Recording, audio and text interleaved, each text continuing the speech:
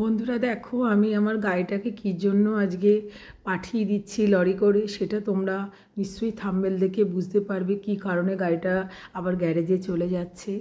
তো তোমরা প্লিজ সবাই ভালোবাসা দিও, আশীর্বাদ করো, আমি যাতে যেটার জন্য গেছি সেটা যেন করতে পারি। গাড়িটাকে আমি কীরমভাবে সাজাচ্ছি, তো কারোরও তো ইচ্ছে হয় একটু সুন্দর করে সাজতে, তাই আজকে হয়তো আমি দোকান বন্ধ রাখবো, আর এই ব্লগটা হয়তো আমি অনেক পরে ছাড়বো।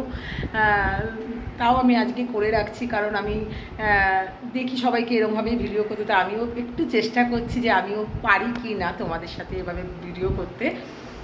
তো চলো, গাড়িটা আমি গ্যারেজে দিয়ে আসবো, তোমাদের যতটুকু দেখানো আমি ততটুকু দেখাবো, আর গাড়িটা যখন রেডি হয়ে যাবে অবশ্যই তো তোমরা দেখতে পাবে। তো ততক্ষণের জন্য সবাই কিন্তু আমাকে প্লিজ ব্লগ ফলো করো। আর আমার কথায় হয়তো অনেক ভুল ত্রুটি থাকতেই পারে, স্বাভাবিক কথা, আমরা তো ডেইলি ব্লগার নয়, আর এটা ক্যামেরার সামনে ধরে করাটা খুব মুশকিল। আর তোমরা তো বাজে ভিডিও, কত রকম ভিডিওকে সাপোর্ট করো, কত কিছু করো, কিন্তু প্রতিবাদও করো। আমি মনে করি যে একটা মেয়ে যদি সংসার সামলে একটা কাজ করে তার ফ্যামিলির জন্য, তাকেও কিন্তু সাপোর্ট করা যায়। তো প্লিজ তোমরা একটু সাপোর্ট করো এই দিদিটাকে।